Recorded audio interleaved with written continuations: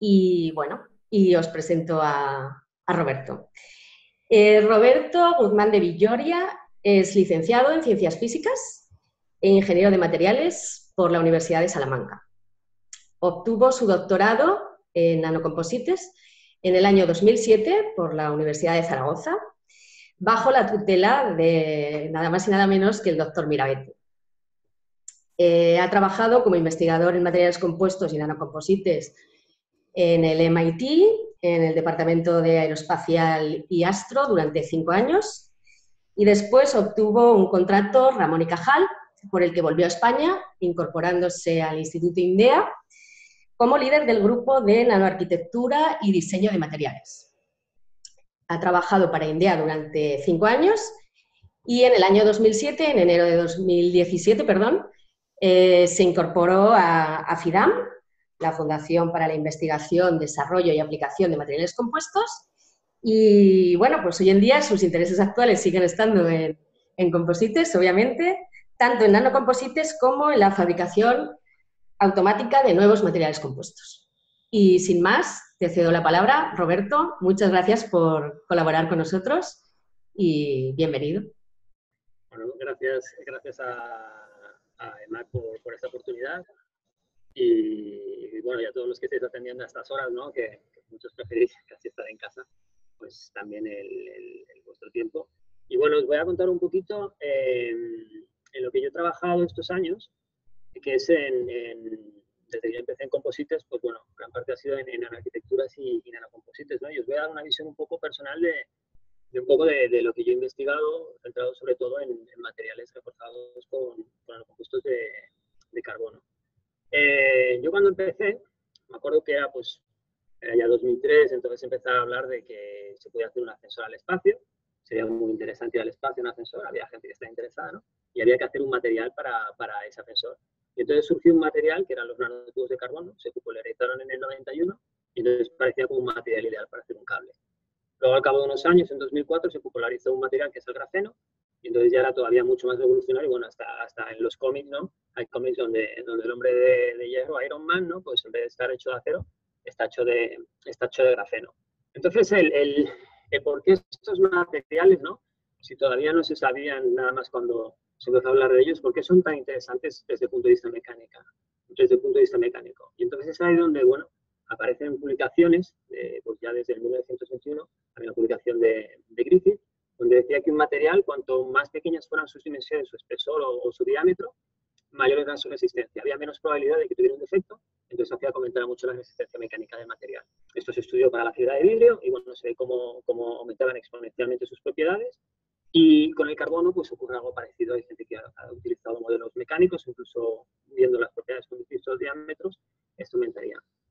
Por otro lado, la fibra de carbono además es muy interesante porque es un material que tiene cristalitas en su interior, ¿no? Son cristalitas de carbono y cuando estas se producen y se estiran, ¿no? Estas cristalitas, pues como podéis ver aquí, se van orientando, ¿no? Entonces, cuanto menor es el diámetro, también se van orientando. Entonces, ocurre también que incluso el módulo, en el caso de materiales que tienen cierta cristalinidad, también va aumentando cuando vamos a diámetros mucho más pequeños. Hay gente que ha reportado hasta 700 gigapascales en fibra de carbono. Entonces, si son unos materiales tan interesantes, pues lo ideal es utilizarlo, ¿no? Pero primero hay que delimitar un poco qué es nano, porque durante todos estos años ha surgido pues mucha gente que ha hablado de nano, realmente hay gente que decía que eran materiales nanométricos. Entonces, pues Europa hizo pues una recomendación, que esto apareció en 2011, donde delimitaba que nanómetros serían materiales que tienen una de sus dimensiones en torno a 1 nanómetro y 100 nanómetros. Esto es más estricto, supongo, de cara más a ventas. Dentro de lo que es investigación hay quizás más flexibilidad, pero bueno, digamos que son los rangos en los que trabajamos. Hay que tener en cuenta que 100 nanómetros ya son 0,1 micras, o sea, estaríamos ya casi más en el mundo.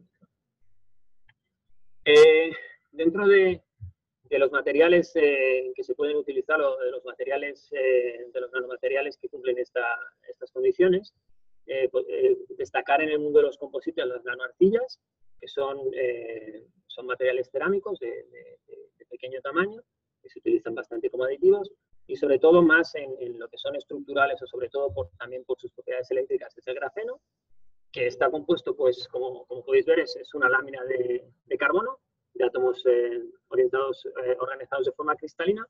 Entonces, generalmente el grafeno es difícil trabajar con él y generalmente se encuentra formando varias capas en lo que serían nanoplaquetas de grafeno, ¿no?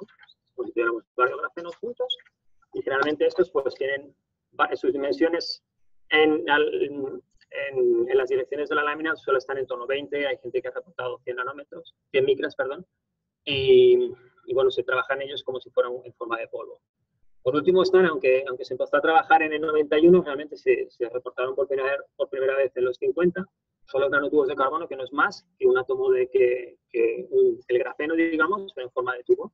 Como si tuviéramos una lámina individual, desarrollaríamos, y es lo que tendríamos ya, con una longitud mucho más elevada, por supuesto, en el tubo de carbono. Son muy interesantes no solo por esta estructura cristalina, ¿no?, que haría que tuviera unas propiedades muy elevadas, sino también por su hibridación, que hace que tenga una nube de electrones en la capa por encima y por debajo, bueno, fuera de la capa, que hace que la conductividad sea muy elevada, y igual con la conductividad térmica. Esa estructura cristalina hace que puedan transmitir muy bien las vibraciones de los fonones. En cuanto a propiedades, teóricamente, tanto el grafeno como los nanotubos deberían llegar a 1 terapascal, sus resistencias estarían en torno a 100, gente que la de 400, pero bueno, cuando se ensayan, es muy difícil ensayar materiales a nivel de la nanoescala.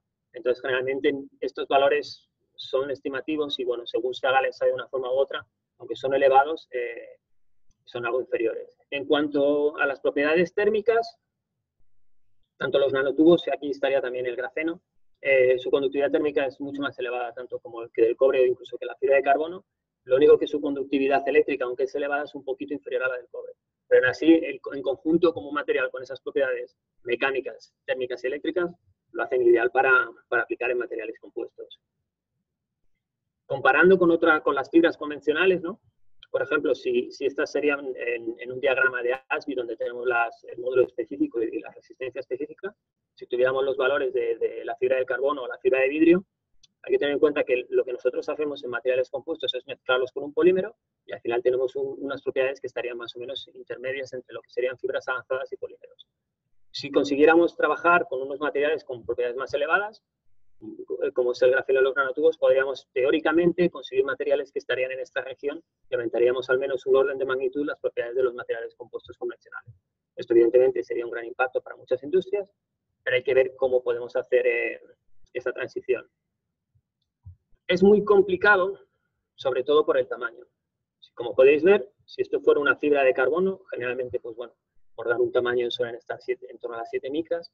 Si tuviéramos un nanotubo, hay que tener en cuenta que si, por ejemplo, atravesara el nanotubo la sección transversal de la fibra, se vería como un simple hilo, son incluso más pequeños que los pelos. Entonces, es muy difícil trabajar con un material tan pequeño. Por ello, hay que pensar en estrategias, el cómo poder trasladar estas propiedades de la nanoescala a la macroescala de alguna forma que sea eficiente para hacer materiales, pues intentar, por ejemplo, construir un avión. Y esto es un poco a lo que nos dedicamos la gente que trabajamos en nanocomposites. Para hacer esto hay varias estrategias y bueno, las tres fundamentales es el hacer nanocompuestos, que sería lo mismo que es cuando se hace un material compuesto de fibra corta de carbono, ¿no? Cuando se tiene pues la gran ya cargada, con fibra corta de carbono o vidrio con un aditivo. En este caso es lo mismo conseguir un polímero, tener el nanorefuerzo, añadirlo a la resina e intentar, o a la matriz que sea polimérica, e intentar mejorar sus propiedades. Por otro lado, ya tenemos un conocimiento de muchos años, pues ya de unos de 80 años, ¿no? Que se vaya haciendo materiales compuestos por el hombre, digamos, de fibra continua. Y por otro lado, si ya sabemos trabajar bien con la fibra de carbono o la fibra de vidrio, vamos a intentar hacer fibras hechas de estos nanotubos o incluso de grafeno. Es un poco la filosofía quizás del ascensor al espacio, ¿no? El tener hilos con propiedades muy elevadas y utilizar hacer tejidos y utilizar un poco la tecnología que ya tenemos. Y por último, la última forma de intentar sacar partido a estos nuevos nanomateriales es utilizar o hacer nanoarquitecturas. En este caso, el material compuesto, digamos que ya está muy optimizado, hemos llegado a un nivel de conocimiento elevado, pero la idea es aprovechar las propiedades que ya tiene el material compuesto, pero añadirles nuevas propiedades añadiendo nanorefuerzos. Y para eso vamos a buscar cuáles son los puntos débiles del material compuesto y vamos a intentar mejorarlo.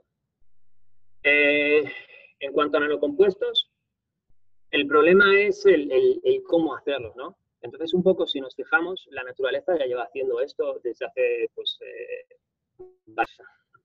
infinitos años, bueno, no infinitos, no, pero muchos siglos, ¿no? Entonces, esto que veis aquí con esta forma compleja, esto es teóricamente bueno, teóricamente no, es lo que sería el diente de una lapa. Parece ser que bueno, las lapas, como sabéis, se adhieren muy bien a las piedras, pero pues tienen unas estructuras que hacen pues que puedan manejarse por ellas. Y son muy resistentes, ¿no? Entonces ha habido investigadores que han decidido analizar cómo son. Y entonces lo que vemos son unas nanofibras que son de goetita, que están embebidas en una matriz de quitina. Es importante ver cómo es esta estructura porque es generalmente lo que buscamos. Si os fijáis, las fibras están separadas individualmente entre sí y están rodeadas por una matriz donde parece que hay buena adhesión. Evidentemente, por microscopía electrónica, que es esta foto, no podemos ver si la adhesión es buena o mala, pero sí que vemos que por lo menos no parece que haya huecos entre la matriz y la fibra. Por otro lado, también hay una cierta orientación. Es probable que esta cierta orientación esté destinada pues, a mejorar las propiedades en una dirección u otra. Esto evidentemente va a ser difícil, sobre todo el intentar controlar un poco cómo sería una fabricación de un material compuesto. En cualquier caso, este material pues en 2015 se consideraba como el material natural más resistente y bueno, como veis las propiedades de resistencia están en torno a los 5 o 7 gigapascales, lo que está muy bien para un material natural hecho muy limitado en materiales como la goetita y la quitina, que nada tienen que ver con el carbono o el vidrio. El problema es cuando nosotros queremos hacer lo mismo, pero con un material nanométrico. Con la fibra de carbono, si ya mide 7 micras, pues tenemos nuestros tejidos, tenemos la forma de ponerlos, se pueden coser, bueno, se pueden hacer tejidos unidireccionales, impregnados, pero con nanotubos de carbono es más complicado. Fijaros que en lo que sería el volumen de una fibra de carbono, en cuanto a nanotubos en área superficial por el mismo volumen, tendríamos 1000 veces más área, ¿no? Entonces vamos a intentar recubrir un área equivalente, por ejemplo, a un campo de fútbol, que sería, por ejemplo, el área total que podrían tener todos estos nanotubos, pero vamos a echarle un pequeño cubo de fregar de resina, ¿no? Y vamos a intentar extender toda esta resina o todo este polímero para que recubra el área de todos los nanotubos. Esto, evidentemente, es muy complicado de hacer y para ello hay que utilizar unos métodos que habitualmente en composites, algunos de ellos no se utilizan, pero hay que utilizarlos de una forma que consigamos que la resina pueda penetrar en lo que es el refuerzo. En cuanto a las formas de mezclar, tenemos, dependiendo del tipo de polímeros, recordaros que en materiales compuestos se trabaja con polímeros termoestables, que tienen una viscosidad en torno a unos 200, 1000 centipoises, que está más elevada, bueno, 300, 2000, y termoplásticos, que ya estamos hablando de centenas o más elevados de poises, o sea, una viscosidad ya mucho más elevada. Tenemos que intentar que este polímero pueda llegar a tocar, digamos, la superficie del nanorefuerzo, ¿no? Como el nanorefuerzo es muy pequeño por fuerzas de Van der Waals, generalmente, y bueno, durante su proceso de fabricación además se encuentra en pequeños aglomerados, ¿no? Es muy difícil ver el grafeno solo, sino está formando pequeños clústeres, y entonces cuando lo echamos en un material, tenemos que buscar una forma de cómo romper esos aglomerados y cómo conseguir que el polímero penetre. La forma más sencilla y más evidente es mezclar el polímero con un disolvente, bajar mucho la viscosidad y al final, pues bueno, dejas de tener una mezcla pues, que tiene viscosidad muy parecida al agua. Ahí se pueden utilizar ultrasonidos, que lo que generan son unas pequeñas burbujas que explotan, tienen mucha energía y rompen el aglomerado y consiguen mezclar el material. El problema es que esta forma de trabajar es muy difícil de escalar. Al final tienes un disolvente que no lo quieres y lo tienes que eliminar. Por eso, cuando se está buscando ya hacer algo a mayor escala, lo que se utilizan son tanto mezcladores de cizalla como calandra para termostables. Y en este caso lo que se está buscando es crear unas cizallas, es decir, unas fuerzas muy, muy intensas. Si tuvieras aquí tu mezcla, se le aplicaría una fuerza de cortadura muy elevada, donde estarías obligando a tu resina a penetrar dentro del aglomerado y así abrirlo. De esta forma evitas el uso de disolventes y teóricamente se podría escalar. Esta técnica, por ejemplo, viene de la industria del maquillaje y se utiliza es bastante conocida.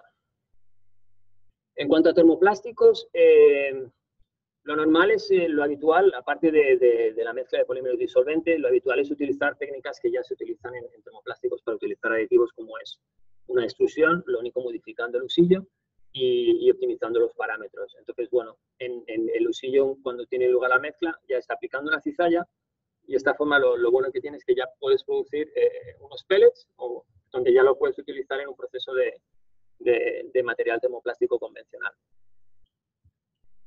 El problema es que, aunque nosotros buscamos algo ideal, como la mezcla de polímero con la fibra, como teníamos en el caso del diente de la lapa, realmente el obtener buenas dispersiones y buenas distribuciones es muy complicado. Generalmente, y lo que, bueno, obtenemos en muchos casos son buenas distribuciones, pero pobres dispersiones. Es decir, no conseguimos que digamos, el aglomerado, no conseguimos abrirlo y separarlo y que haya polímero a su alrededor. Entonces, esto evidentemente va a tener un impacto en las propiedades del material porque no aprovechamos bien las propiedades del nanorefuerzo. En el caso de, por ejemplo, este es un material mezclado con un nanorefuerzo y lo que ocurre desde un punto de vista teórico, podemos ver cómo cuanto peor es la mezcla, ¿no? Cuanto los aglomerados tienen más refuerzo dentro de ellos, al final el módulo, digamos, de este aglomerado y las propiedades del aglomerado son mucho más elevadas, van aumentando, porque al final tienes un aglomerado que puedes llegar, pues, a lo mejor, bueno, por dar números, si llegaras al 100%, evidentemente el valor va a ser muy alto. Sin embargo, cuanto mayor es la concentración de refuerzo en estos aglomerados, menor es el módulo, por ejemplo, del material compuesto en global. Al final llegarías a reducirlo tanto que llegarías al valor de la resina. Igual ocurre con el resto de propiedades mecánicas. Entonces, no es tan interesante añadir mucho refuerzo si no lo puedes dispersar de forma adecuada. Por otro lado, y eso es un problema de termoplásticos que generalmente no tenemos demasiado en cuenta, es el tema de la isotropía de las mezclas y de la orientación que a veces producimos de forma sin controlar este parámetro. Por ejemplo, en el caso de termoplásticos, ¿no? Cuando se mezclan, en este caso son nanotubos, tenemos aglomerados, pero estos aglomerados tienen una cierta orientación que está dada por la dirección de inyección. Entonces, realmente no tenemos esferas, ¿no? Que introducimos unos aglomerados con una forma un poco homogénea. Bueno, isótropa, pues al final lo que estamos consiguiendo en la dirección de inyección es una especie de balones de rugby que lo que van a hacer es nos van a dar unas propiedades eléctricas y, bueno, y distintas en las direcciones del espacio en que esté hecha la probeta. Si esto ya no se ocurre en probetas, pues evidentemente, si quisiéramos hacer piezas grandes, habría que haber, para sacar partido de este efecto, que tampoco tiene por qué ser negativo si lo controlas, habría que hacer un diseño pues muy optimizado del molde que, bueno, es muy difícil de realizar en piezas. Por último, la adhesión y la dispersión la adhesión, sobre todo, es uno de los grandes problemas también de refuerzo. Imaginad que tenemos un aglomerado, pues varios aglomerados incluso, y están recubiertos de resina.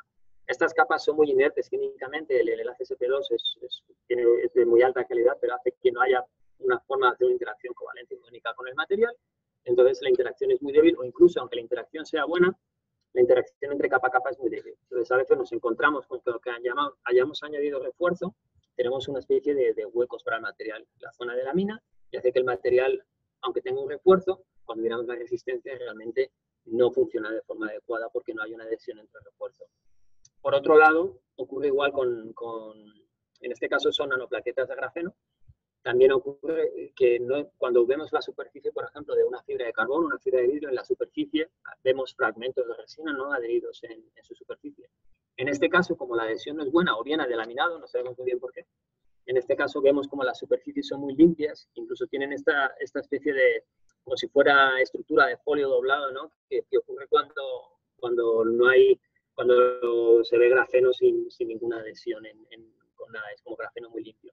Entonces, esto hace al final que el refuerzo realmente no esté trabajando de forma adecuada mecánicamente. Entonces, por mucho que añadamos, no vamos a conseguir una mejora. Resumiendo un poco lo que se obtiene y de una forma muy general, porque la investigación, y bueno, es muy diversa en este campo y hay, bueno, seguramente hay grupos que tienen otras propiedades y en algún sitio alguien pues no tiene estas cosas, pero bueno, en general se podría decir que lo que se denomina en nanocomposites lo que ocurre es que hay un nanoefecto, ¿no?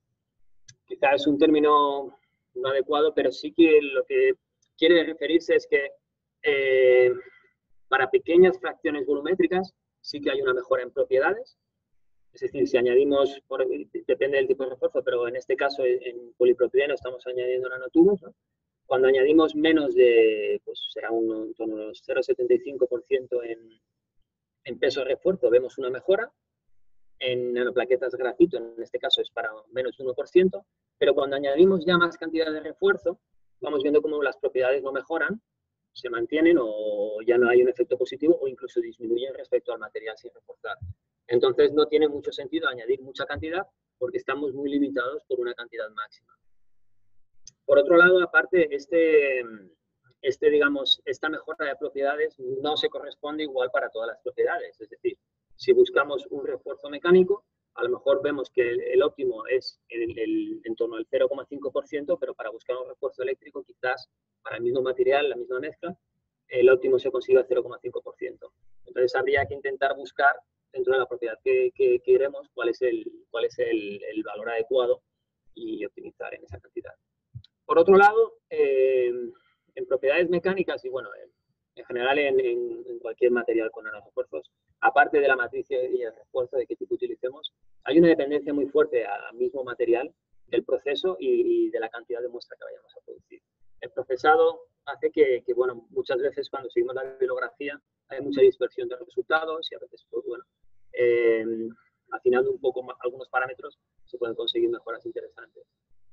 Es muy difícil escalar estos procesos. Es el problema por lo que muchas veces es difícil cuando no es lo mismo producir pequeñas muestras de 5 gramos en probeta que intentar pues, hacer a lo mejor digamos, el ala de un avión. Es muy difícil extrapolar las propiedades y el escalado da muchos problemas. En cuanto a las propiedades mecánicas, es difícil generalizar, pero tirando un poco, bueno, viendo un poco la bibliografía en rigidez y resistencia, al haber esta limitación de una fracción volumétrica máxima, no podemos llegar a 60% de refuerzo, por lo menos que mejore, como cuando trabajamos con fibra de carbono, ¿no? Entonces, al estar tan limitado por la fracción volumétrica, no parece que haya mejoras significativas en propiedades. Por supuesto, hay gente que las habrá obtenido, y bueno, pero mucha gente nos hemos encontrado con que no podemos llegar a mejoras como las que se deberían obtener, ¿no? Pues a varios órdenes de magnitud sobre la matriz. En cuanto a tenacidad, parece que hay una generalidad más grande a la hora de conseguir mejoras en propiedades con pequeñas cantidades de refuerzo, pero la tenacidad es mucho más compleja que la rigidez y resistencia del material porque están involucrados muchos mecanismos, ¿no? Entonces no está claro muy bien cuál es el mecanismo de refuerzo. Por ejemplo, yo os pongo aquí un ejemplo en este caso es un termoplástico, pero bueno, se podrían ver experimentos parecidos en termostable.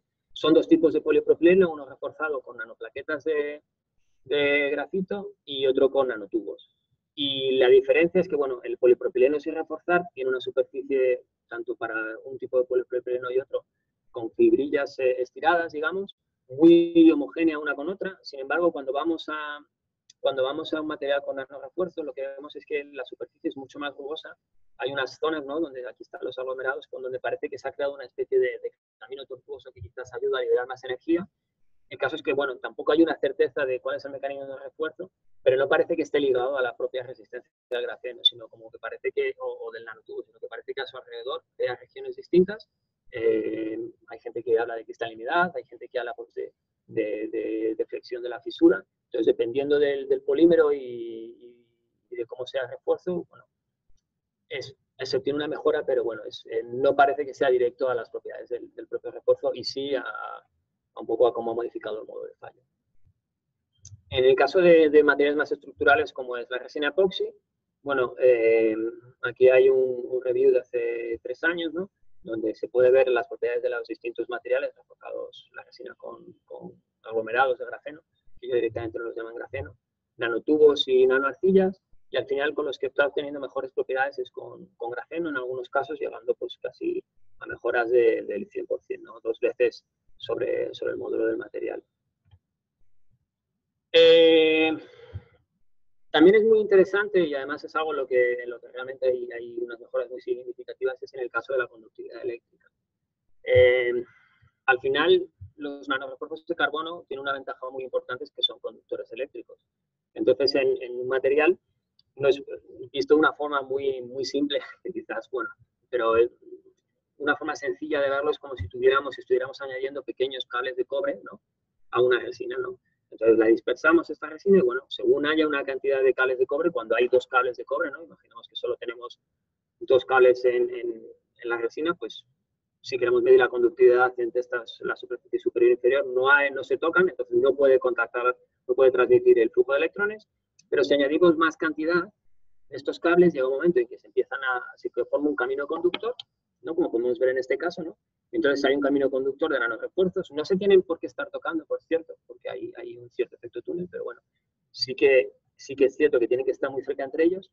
Entonces se forma un camino conductor y hace que el material pase de ser lo que se considera un material aislante eléctrico a haber un umbral de percolación, que es ese umbral donde se forma esta red conductora, y el material pasa a ser conductor.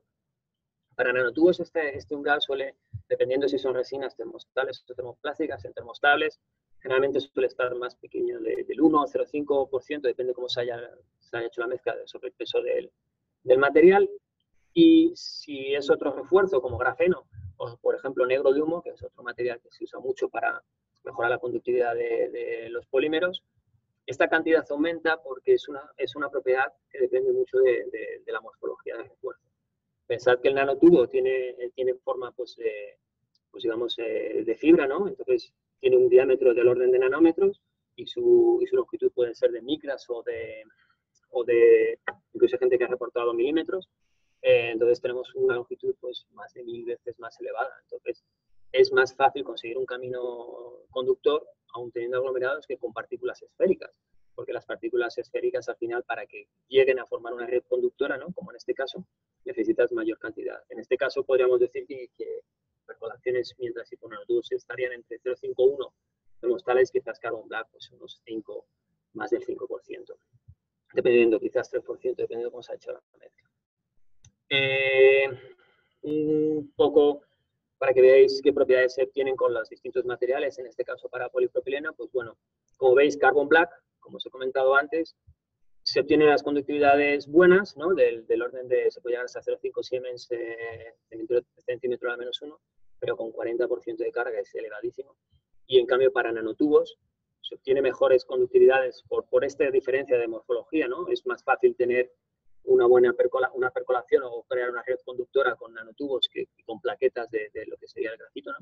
Se pueden obtener las mismas mejoras que con 40% carbon black, pues con un 10%, incluso menos. En este caso estoy hablando de termoplásticos. Si fueran termostales, estas cantidades serían más pequeñas y además también tener en cuenta que hablamos de inyección. O sea, son procesos ya de escala semi-industrial, ¿no?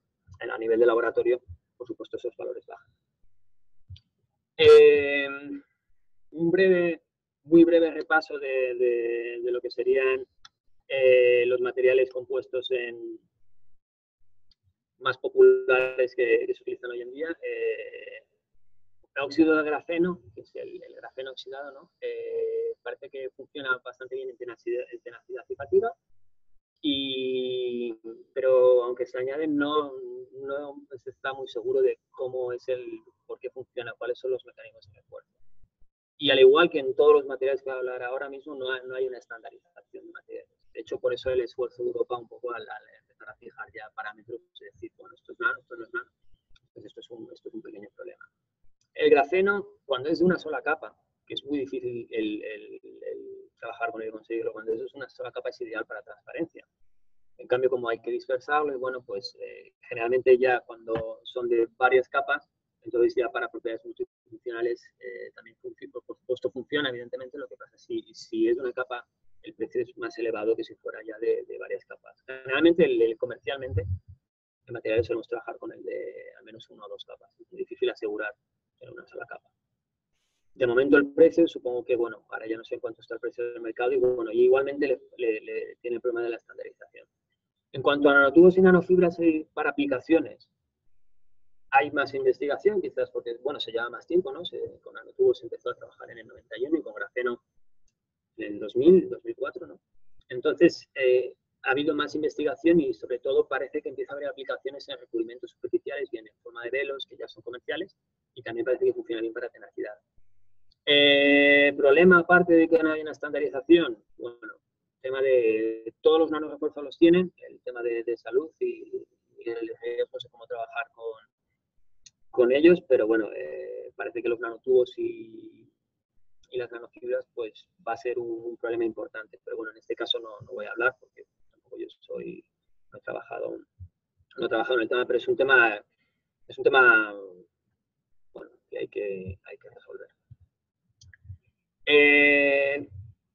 La segunda forma más popular de trabajar es lo que os comentaba, el decir, vale, pues vamos a hacer fibras de nanorefuerzos. Entonces, una vez que tengamos estas fibras, pues hacemos nuestras mechas de nanorefuerzo, las hilamos y hacemos ya nuestros materiales compuestos de forma convencional. Hay varias formas de hacerlas y, bueno, más o menos todas surgieron sobre la misma época y todas están basadas en conseguir de alguna forma estirar del material y poder alinearlo, ¿no? Entonces, antes de esta experimentación 2003 había gente ya que cogía y hacía fibras con matrices poliméricas y nanotubos, ¿no? Pero en este caso lo que utilizaron es un ácido, bueno, es concretamente un superácido,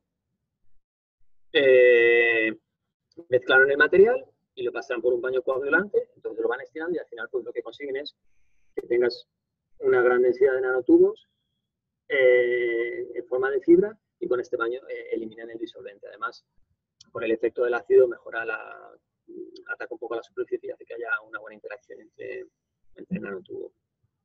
Otra forma muy popular de conseguir fibras es a través de su proceso de producción. Entonces, los nanotubos se producen por un proceso que se llama deposición química. Bueno, una forma de producirlos es un proceso denominado en deposición química en fase de vapor, donde se alimenta un reactor con unas semillas y se produce, durante la producción se produce como una especie de nube espesa, ¿no?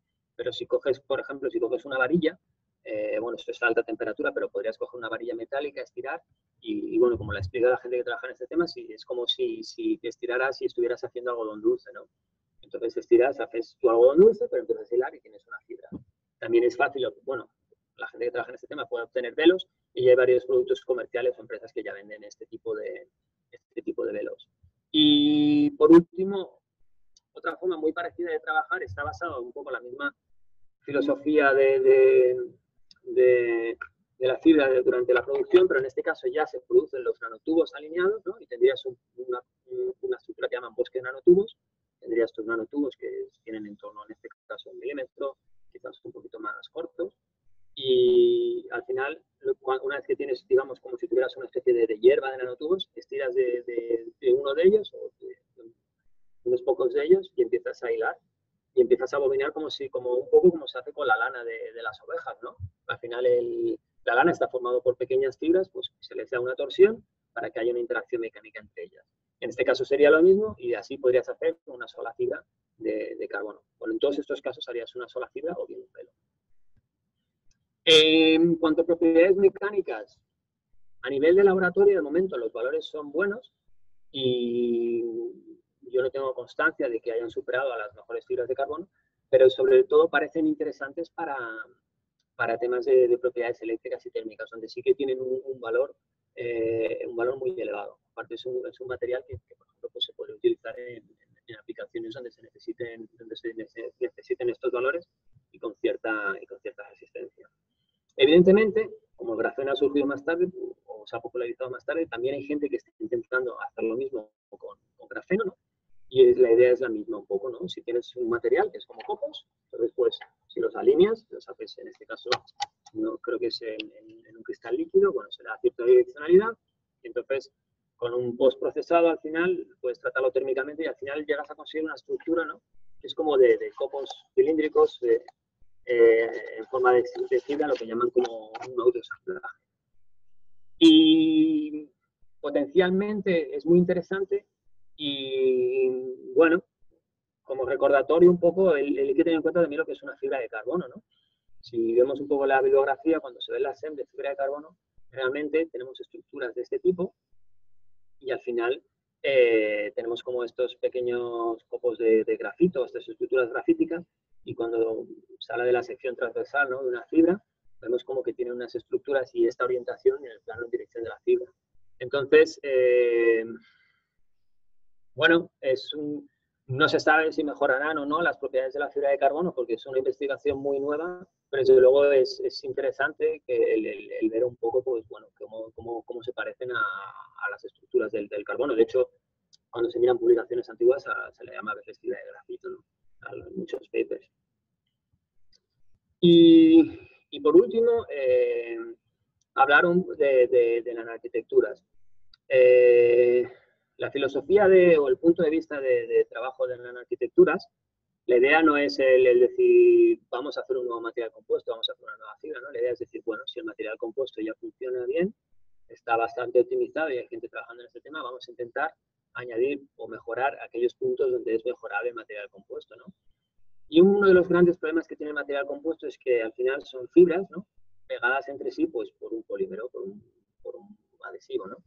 Entonces, las fibras tienen propiedades muy elevadas en la dirección de la lámina, ¿no?, tanto en dirección, si están las fibras según orientado 0,90, pues en estas direcciones, pero alrededor de cada fibra o entre cada lámina de fibra, ¿no?, no hay nada más que un polímero que la sujete, ¿no? Entonces, cuando hay un impacto o hay cualquier carga, en la dirección del espesor se produce a veces daño intralaminar.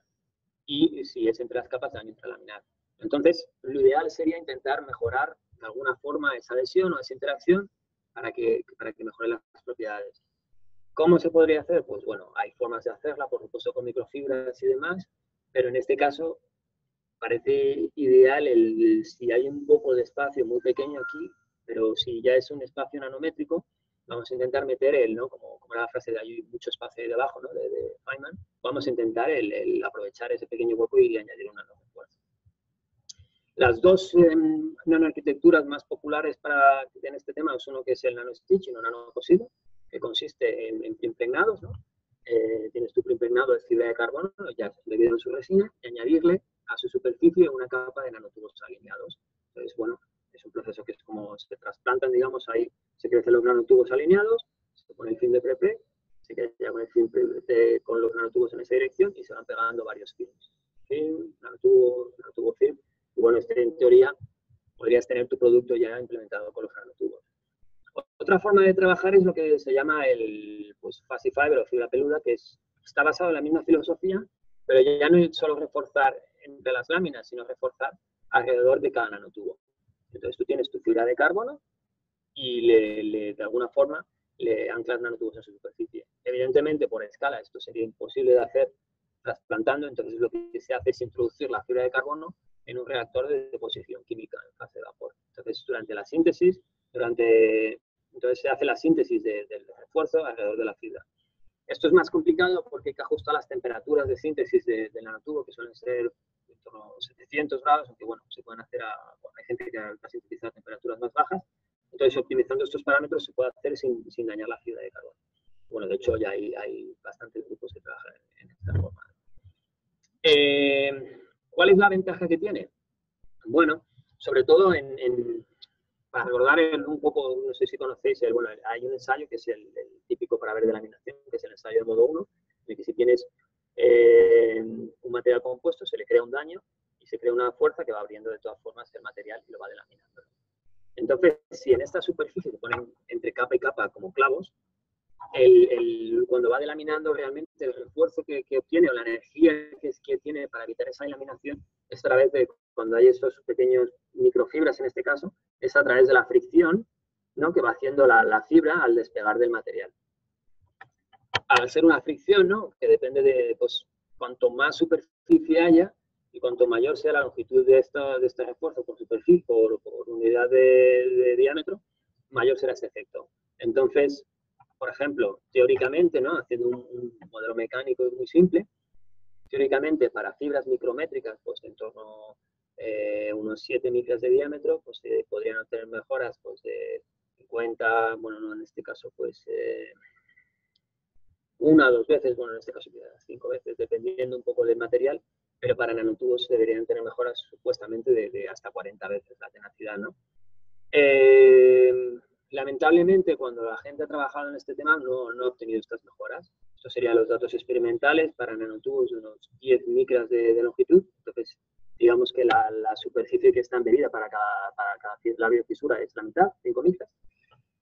Y según este modelo, lo que deberían obtener es una mejora, pues por lo menos de más del 100%, ¿no?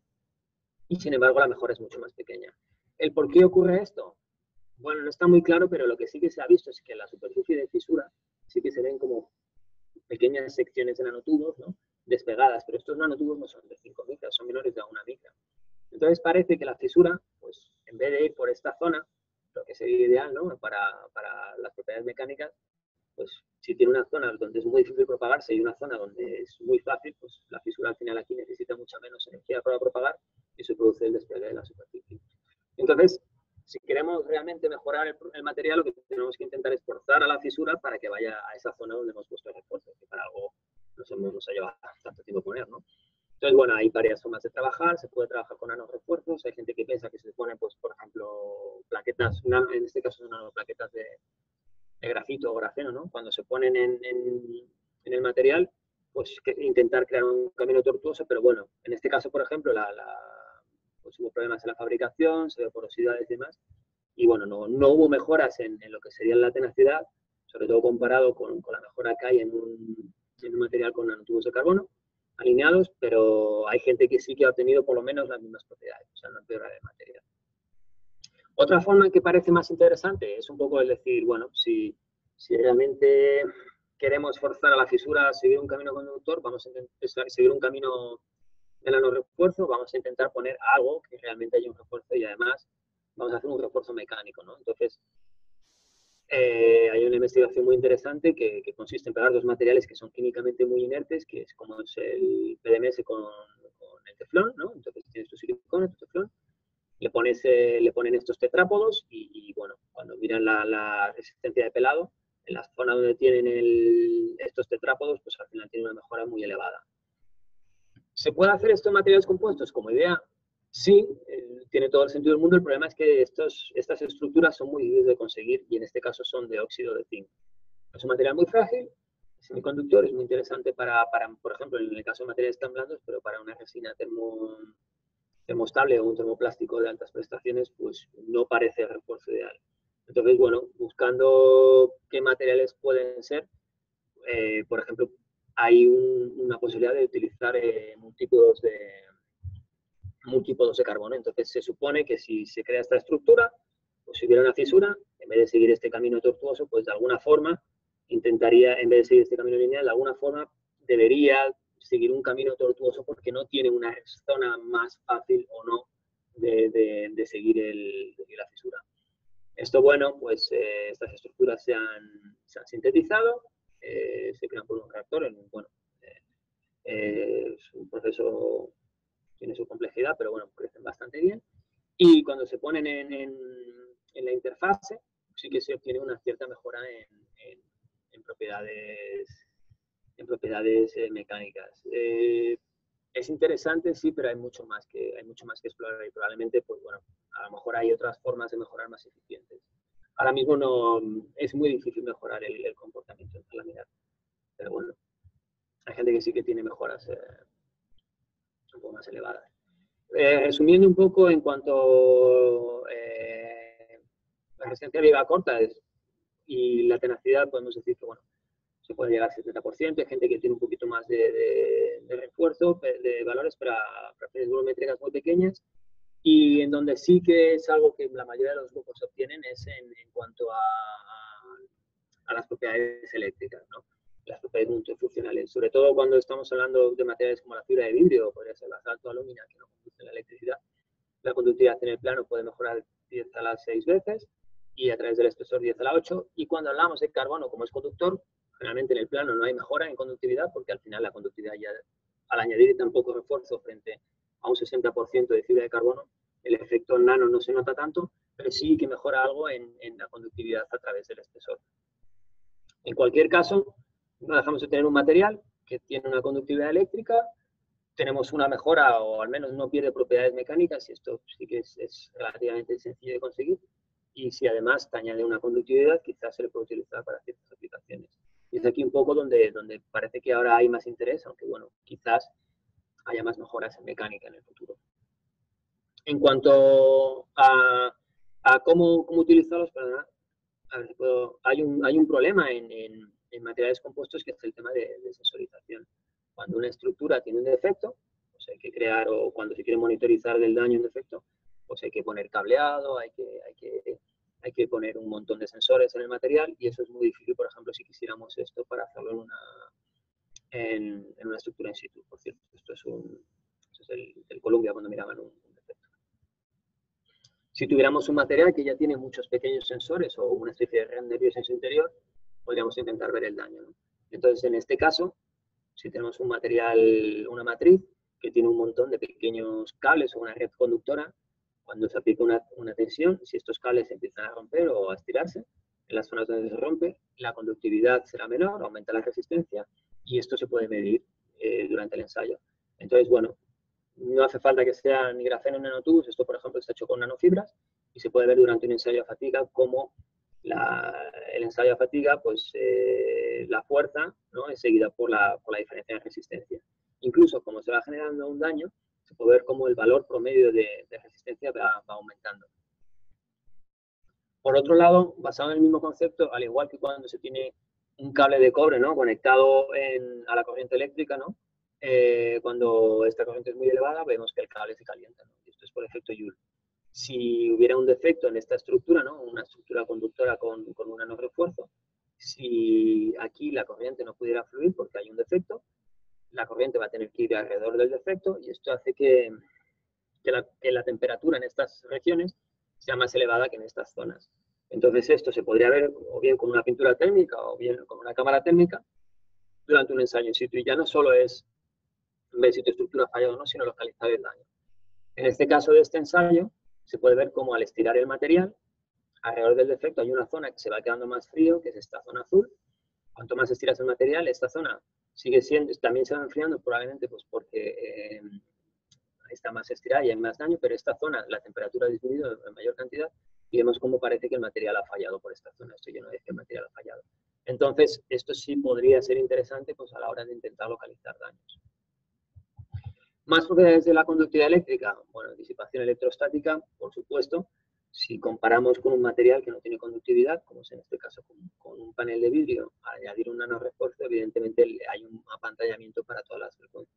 Parece ser que este apantallamiento es más elevado para altas frecuencias. Estos son materiales, todos ellos cargados con nanoestructuras de carbono. Realmente son, en este caso es la empresa que los produce, es una especie de nanotubos de mezcla entre nanotubos y nanofibras. Muy interesante es el tema de rayos. Como actualmente, bueno, todo el mundo prácticamente ha viajado en avión, ¿no? Y cuando hay una tormenta, pues puede que ocurra que alguna vez caiga un rayo. A mí no me ha pasado, gracias, tengo suerte. Pero bueno, ocurre, y los aviones están diseñados para que ocurra esto, y el avión, pues bueno, pues siga volando y no pase nada. Entonces, para ello llevan una malla metálica, que bueno, suele ser cobre o bronce, y está en toda la superficie del avión. Esto hace que el calor, que la energía se disipe, no se concentre en un punto, y el avión pueda seguir volando. Ten en cuenta que los materiales compuestos no son tan conductores como el metal. Entonces hay soluciones. Lo que se pensó en un principio era sustituir esta malla por nanorefuerzos, pero no es tan sencillo. La conductividad eléctrica no es tan elevada, y ahora ya hay soluciones comerciales bueno, pues parece ser que si tienes un nanorefuerzo y reduces tu peso de malla metálica, pues hay empresas que dicen que puedes ahorrarte un 70% del peso respecto al material con malla de cobre. Entonces, bueno, parece interesante, y sobre todo, pero ya la solución, ya digamos que la forma de pensar no es el sustituir el cobre o la malla metálica, sino el seguir manteniéndola. En cualquier caso, esto también puede cambiar, y hay gente que quizás pueda obtener simplemente utilizando nanorefuerzos. Otra problemática de los nanorefuerzos es el tema de los materiales compuestos. Bueno, tanto en aeronáutica como en aerogeneradores, es el tema del hielo.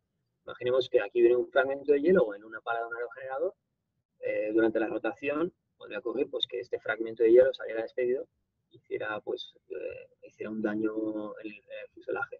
Por supuesto, los aviones están preparados para evitar esta formación de hielo, pero esos son sistemas que consumen energía y bueno, llevan cierto peso. Si hubiera un material que te diera esas multifuncionalidades, pues te quitarías peso. Pues, evidentemente, por efecto Joule, se podría hacer, podrías coger tu material, aplicar una diferencia de potencial, calentar y fundir el hielo que hay, o bueno, esto sería una solución activa que consume energía, o soluciones pasivas, porque al final el grafeno no deja de ser un poco hidrofóbico, bastante hidrofóbico. También esto ya se ha implementado fuera del laboratorio. Este es un túnel de viento, pero bueno, hay gente que ya lo ha implementado en UAVs y parece que la solución ya no va en el tema de cuando se forma el hielo derretirlo, sino el aplicar suficiente calor para evitar su formación. Así no tienes que aplicar, digamos, tanta energía y bueno, de esta forma pues evitarías siempre la formación de hielo. Otro tema que se ha mirado mucho, quizás menos en material compuesto, es el tema de que lo llaman el efecto de la hoja de loto. Pero realmente, aunque se habla de la hoja de loto porque es más grande y es más espectacular cuando se ve, la mayoría de las hojas, cuando llueve, no veis el agua extendida, ¿no? Como cuando tiras agua en una mesa, sino se forman estas gotas, ¿no? Porque la mayoría de las hojas en general tienen estas estructuras microscópicas, ¿no? Que son como una especie de pilares que están a cierta distancia y bueno, y aparte tienen cristales de cera, pero lo importante es que estas estructuras hacen que se consideren superhidrofóbicas, es decir, la gota no se mantiene en la hoja de la planta y entonces puede salir deslizada y aparte se lleva pues el polvo, entonces eso evita, ¿no? que estas hojas acumulen mucha agua y se rompan. El problema es que esto cuando se utilice para superficies hidrofóbicas no es tan directo, no es lo mismo algo que sea hidrofóbico o algo que evite la formación de hielo.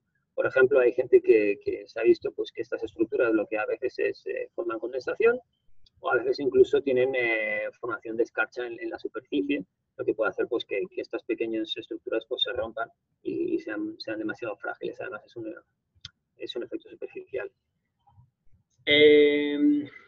Bueno, ya acabando, ¿dónde se utilizan estos nanorefuerzos? Ya hay soluciones comerciales, ya bueno, podéis ver, hay varias empresas, pocas dicen en concreto dónde se está utilizando, pues supongo que habrán firmado sus contratos, o bueno, si se sabe, por ejemplo, que el Juno, ¿no? La misión a Júpiter sí que lleva nanotubos de carbono, esto era una empresa que los producía en forma de velos y demás, y bueno, para disipación electrostática, electromagnetic fielding, y bueno, esto sí que ya ahora hay varios ejemplos, pero yo no he encontrado muchas aplicaciones directas que se le puedan utilizar. Otro tema muy interesante que ahora está muy en boga es el tema de energía. Y bueno, hace tiempo se miró para automoción y es un tema que tiene todo el sentido del mundo, es utilizar un poco el chasis del coche como batería, ¿no? Entonces, al final, si tienes, imaginemos ya, olvidémonos nano y si tenemos ya simplemente un material conductor, como es la fibra de carbono, si tenemos un material aislante y otro material conductor de fibra de carbono, en el fondo sería un condensador, ¿no? De placas paralelo. Lo único que si añadimos un nanorefuerzo, pues aparte de tener un material que mecánicamente es muy bueno, tendríamos más área superficial. Lo único, bueno, comparado, mecánicamente es mejor, lo único que se ha visto que parece que el carbono activo tiene todavía más área superficial que esto. Entonces, ahora mismo no sigo mucho esta investigación, hacia dónde va, pero bueno, sí que es interesante, pues, por ejemplo, el poder almacenar energía en una estructura eléctrica. Hay gente que también intenta generarla, pero bueno, esto también es complicado, pero bueno, es una forma de tener un material, ¿no? Que ya que lo vas a utilizar de una forma mecánica, pues utilizarla de una forma eléctrica. Y por dónde va la investigación o mi visión un poco más personal, bueno, puede ser interesante. Ahora ha surgido interés en lo que se denominan nanocompuestos híbridos, materiales híbridos, es un poco el buscar propiedades que con un solo refuerzo no consigues.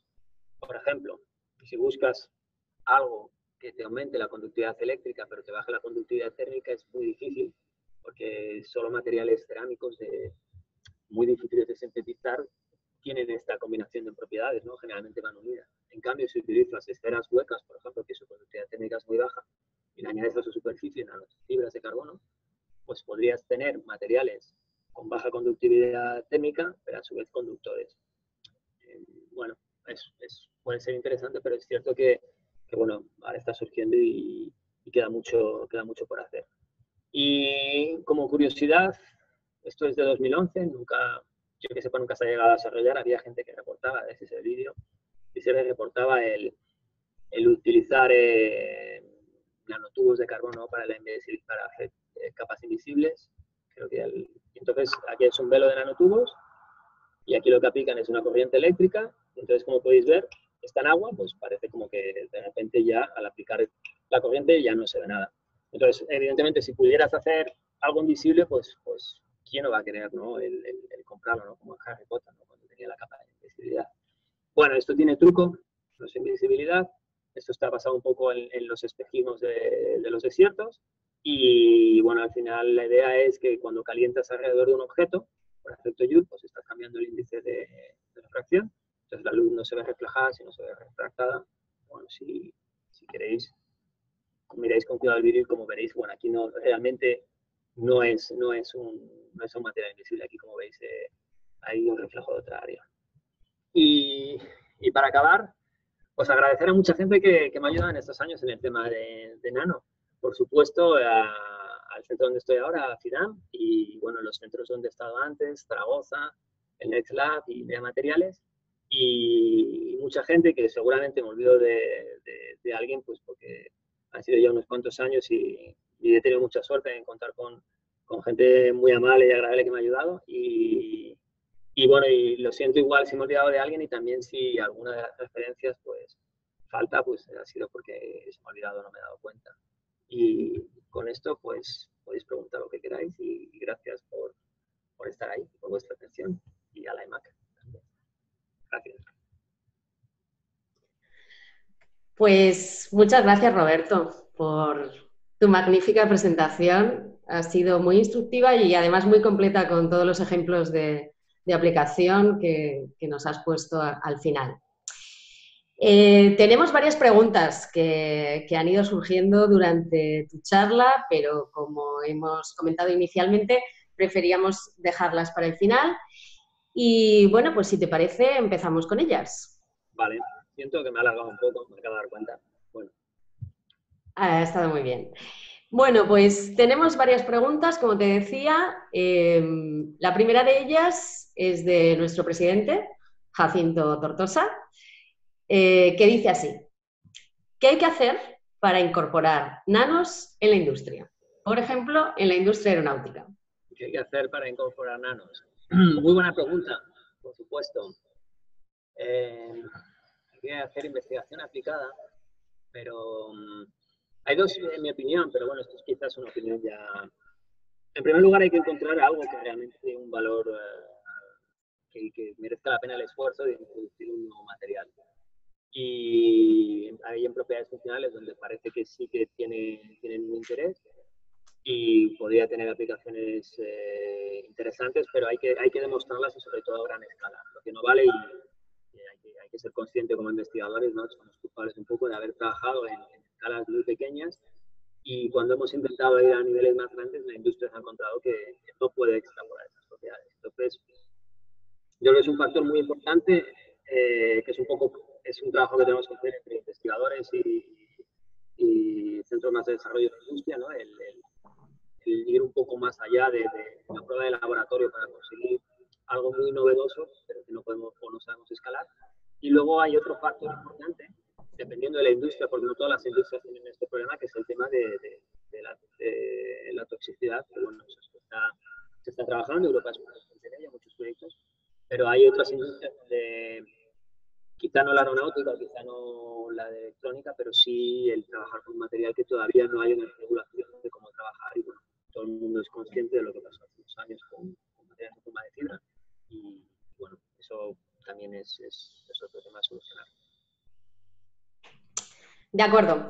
La segunda pregunta, también de Jacinto Tortosa, dice así: ¿puedes ponernos algunos ejemplos donde se vea claro que hemos pasado de investigación a innovación y cuánto hemos tardado? Eso está muy bien, porque creo que la he quitado. Voy a ver qué tengo luego. No, la habré quitado ya. Estuve cuando empecé a preparar, actualizar el material que tenía, realmente es interesante porque la industria de material compuesto no lleva tanto tiempo, llevamos 80 años solo, ¿no? Cuando comparamos con los metales. O sea, la primera aplicación bueno, de hecho la primera fibra, el vidrio se empezó en 1930, el carbono se empezó, ahora no tengo el año, pero yo creo que era sobre los 50, podría mirarlo. Y tengamos en cuenta que el nanotubo y el grafeno, aunque se habló por primera vez en el 56, según otros 54, realmente se popularizaron en el 2004 y el nanotubo en el 91, pero a nivel de muy pequeña escala. Entonces, ahora mismo estamos realmente en un estado de investigación donde estamos empezando un poco a innovar y aplicar, pero pongamos que pues en estos años que empieza a haber productos, pues el recorrido, digamos, desde el 2000 hasta aquí o desde el 90. Entonces, hemos invertido muchos esfuerzos, hemos invertido mucho en investigación, pero ahora es cuando realmente estamos empezando a innovar algo que se pueda aplicar. Todavía queda, o sea, todavía queda. De acuerdo. Tenemos a Israel Arrabe, que nos plantea varias preguntas, ¿vale? Te leo. Roberto, cuando hablamos de porcentaje en fibra, ¿estamos siempre hablando de porcentaje volumétrico o porcentaje en peso? Sobre todo, en el caso de la conductividad. Muchas gracias. Vale, tendría que mirarlo ahora dependiendo de la transparencia. Cuando viene el peso suele venir WF, ¿no? El weight fraction. Y cuando viene en volumen, pues WF. En general, cuando he hablado de umbrales de percolación, son más generalmente en nano se suele trabajar más en peso. Eso es cierto, porque realmente no está muy clara la densidad del material. A veces utilizamos la teórica, pero aunque en cada transparencia debe venir, en general hablamos en peso, en nano. Aunque lo correcto, es cierto que hacemos comparaciones con el carbono, ¿no? Pero el carbono va en funciones volumétricas. De acuerdo. Israel también nos comenta si los mats comerciales de nanotubos de carbono, ¿cómo se impregnan con resina?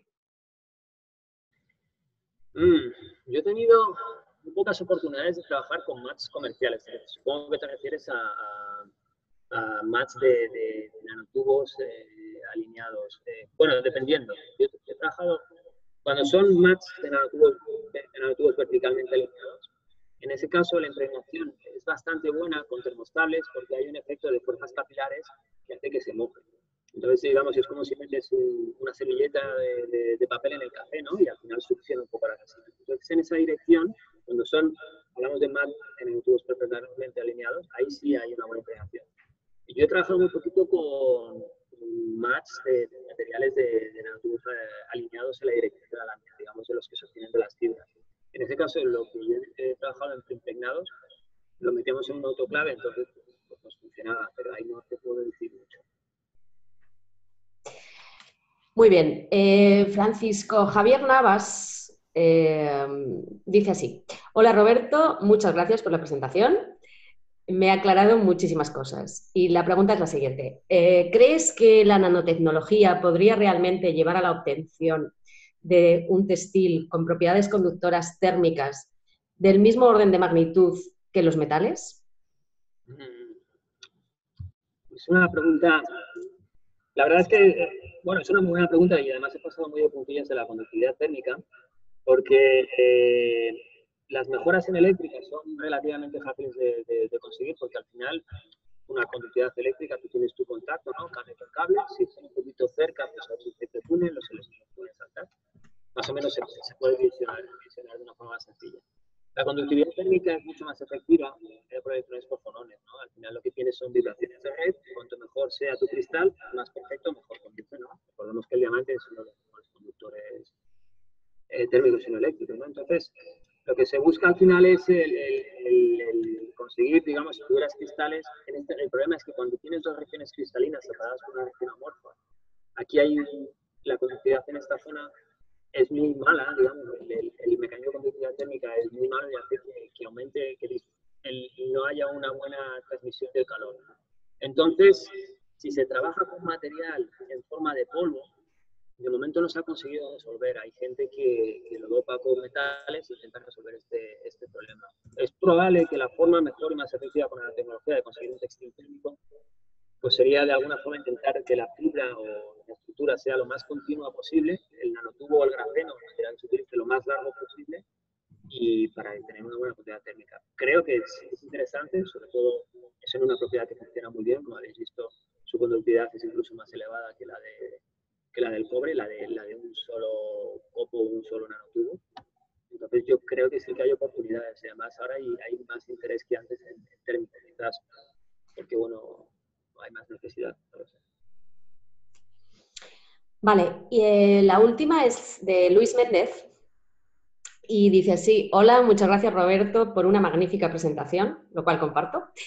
Y comenta, aparte de materiales de carbono, ¿hay otros nanomateriales de interés para compuestos? ¿Otros de 2 dimensiones, silicio, etcétera? Muy buena pregunta, porque es cierto que hay más materiales y quizás, bueno, yo me he centrado más en carbono, es en lo que más he trabajado, pero hay propiedades donde hemos visto que realmente no, por ejemplo, en el caso de tenacidad, a veces no se ha visto un efecto directo al hecho de un material más resistente, sino digamos que se ha forzado a la resina a hacer un camino tortuoso. Entonces, a veces, el utilizar quizás otros materiales más baratos, como son las nanoarcillas, puede ser interesante.